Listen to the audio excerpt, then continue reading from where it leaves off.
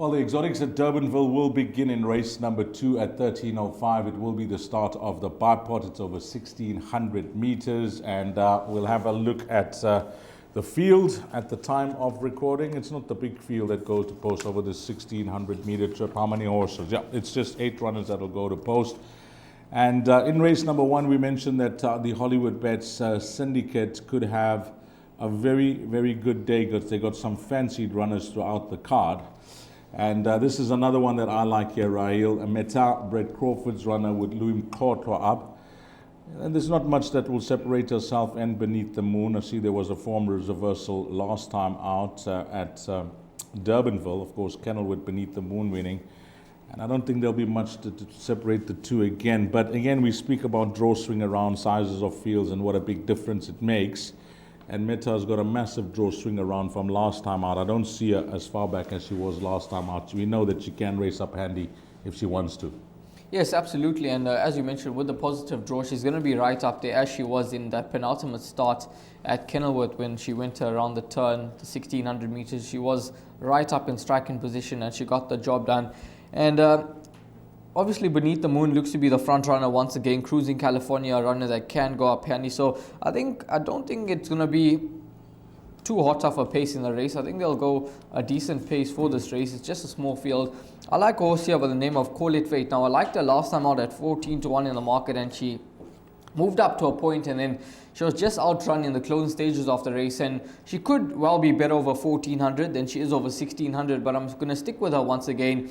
Richard Fourie takes a ride, and she is obviously 2 kgs better off at the weight with Meta on that last start. Meta going up to a 62 and Call It Fate staying on a 58.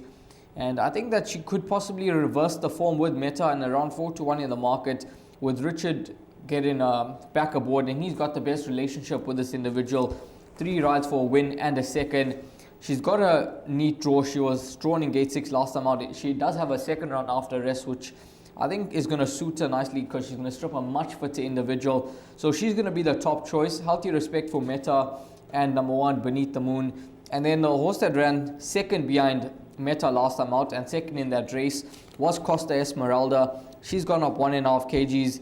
She's drawn in gate number 8, so I'm not quite sure if she's going to get the same position as she did last time out, but maybe a horse for trifectas and quartets. But number 6, Call It Fate, that's going to be the top choice for me at these. Yeah, I'm going to go big in, all in here with Meta. Yeah, I hear you with number 6, Call It Fate. The weight swing around could certainly let her get closer. Beneath the Moon, obviously, each way chance. A very interesting runner for me here. For those trifectas, quartets, and maybe even the exactas, this horse called Eye Catching, because she achieved a very high rating very early in her career at an 83, and we know that she dropped right down. She had to win off a 55 to get her confidence back, but she wasn't given too much of a penalty winning last time out, and often we see that they can grow in confidence having not won for a long time, and I'm hoping that she can just continue from where she left off last time out. She's at a big price and she's won for exactas and swingers, and Ryan likes number 6, Call It Fate. I'm all in. Yeah, what we're going to do in the bipod, I'm big on number 4, Meta. Are you suggesting? I think 4 and 6. 4 and 6, okay. Ryan wants to include number 6, Call It Fate. I'm big on number 4, Meta.